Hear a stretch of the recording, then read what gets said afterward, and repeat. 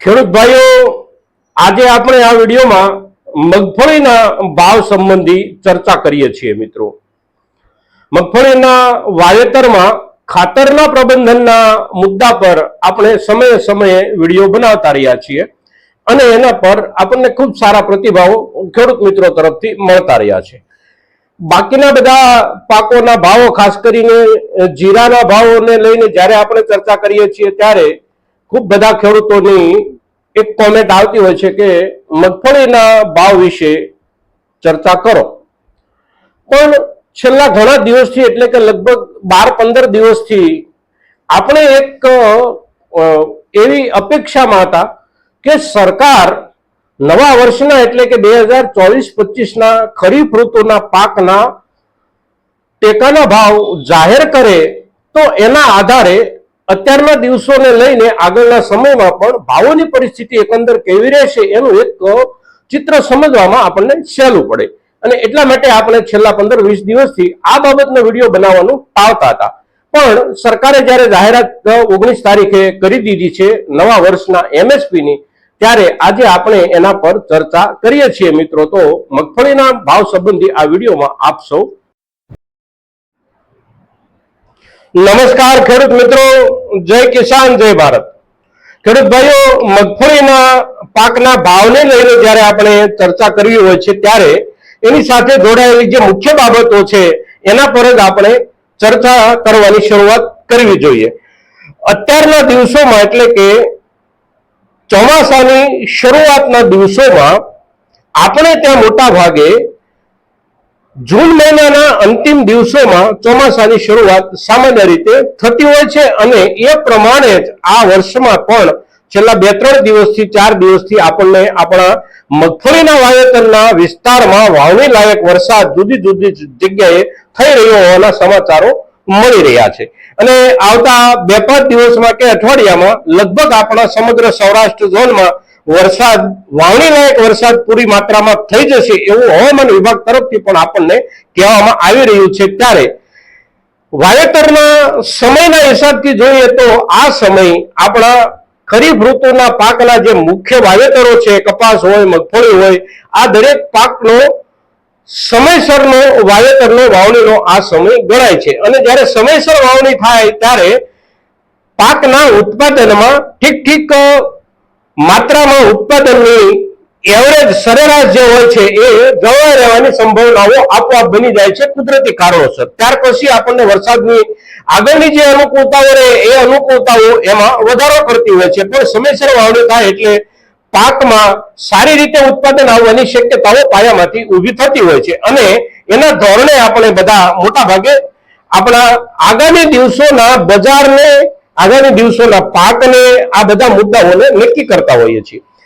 આની સાથે જોડાયેલો એક બીજો મુદ્દો જે આપણો છે એ છે સરકારે જાહેર કરેલો આ વર્ષ માટેનો MSP નો દર.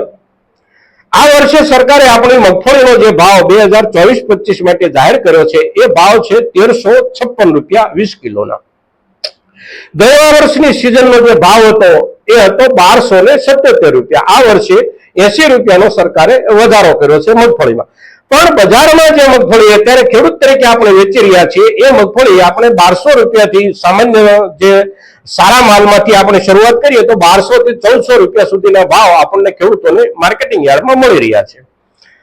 નીચો માલ હોય, થોડો વધારે નબળો માલ હોય તો એનાથી નીચા ભાવથી વેચાઈ રહ્યો છે, પણ 1400 સુધીના ભાવ સારી રીતે આપણને સારા માલના મળી રહ્યા છે. સરકાર એના કરતા ઘણી પાછળ રહી છે નવા વર્ષનો ભાવ આપણને જાહેર કરવામાં. હવે સરકારે જે ભાવ જાહેર કર્યો છે એ ભાવની પણ બજાર પર અસર થાય છે. ચોમાસાની શરૂઆત સારી શરૂઆત થાય અને પૂરતા પ્રમાણમાં ઉત્પાદન આવવાની અપેક્ષાઓ ઊભી થાય તો એની પણ બજાર પર અસર થાય. અને ત્રીજું જે ભાવ છે બજાર પર અસર કરનારું એ ભાવ છે જૂનો માલ કેટલો છે. તો જૂનો માલ ખેડૂત પાસે કેટલો હોઈ શકે, જૂનો માલ વેપારીઓ પાસે કેટલો હોઈ શકે, અને ઉત્પાદક યુનિટો, બાકીના જે કોઈ પ્રોસેસિંગ યુનિટો છે જેમ કે ઓઇલ મિલો હોય કે જુદા જુદા ખાદ્ય પદાર્થોમાં જે આપણી મગફળી વપરાય છે એ જે યુનિટો કામ કરે છે, પ્રોસેસિંગ યુનિટો, એમની પાસે પાઇપલાઇનમાં એમના પોતાના સ્ટોરેજમાં કેટલો માલ પડ્યો છે આની પણ અસર થતી હોય છે. મગફળી એ આપણો બહુ લાંબા ગાળાનો પાક નથી, 3.5 થી 4 મહિને તૈયાર થઈ અને આપણા ખેડૂતના ઘર સુધી આવી જતો પાક છે. એટલે ચોમાસું પૂરું થાય એટલે મગફળીના પાકની આવકો શરૂ થઈ જતી હોય છે. એટલે આ 4 મહિના દરમિયાન બજારે સંભાળવાનું છે, જે માલનો સ્ટોક આપણી પાસે છે એ માલના સ્ટોકના આધારે બજારે ચાલવાનું છે. હવે જ્યારે ભાવ નવો ફિક્સ થઈ ગયો છે ત્યારે બજારને બહુ ઊંચા ભાવથી માલ ખરીદ કરવાનો રસ રહેવાનો નથી, એ આપણે સમજી શકીએ એવી વાત છે. પણ આ 3 કે 4 મહિના દરમિયાન આપણા દેશની અંદર, પૂરા દેશમાં એક તહેવારોનો માહોલ શરૂ થાય છે. અષાઢ મહિનો, શ્રાવણ મહિનો, આ 2 મહિના છે એ ખાસ કરી અને વ્રતો અને તહેવારોના દિવસો હોવાના કારણે મગફળીની ડિમાન્ડ સ્વાભાવિક રીતે જ બજારમાં ઊભી થતી હોય છે. તદુપરાંત તેલની પણ સારી રીતે માંગ ઊભી થતી હોય છે. નવો જથ્થો આ સમયગાળા દરમિયાન ઉત્પન્ન થઈને નથી આવતો, જ્યાં સંગ્રહાયેલો છે ત્યાંથી જ આવતો હોય છે. એટલે આવતા દિવસોમાં ભાવ નીચા જવાની ખાસ કોઈ શક્યતા નથી દેખાતી. પણ વાવેતરનો જે સમય છે અને આપણો ખેડૂતોનો સમયના હિસાબથી વાવેતરનો જે ઉત્સાહ બનવાનો હોય એ ઉત્સાહના કારણે ઉત્પાદન આગામી વર્ષમાં એટલે કે આ ખરીફ સિઝનમાં સારું એવું રહેવાનો એક અંદાજ આપણી બાજુથી પણ તૈયાર થઈ રહ્યો છે.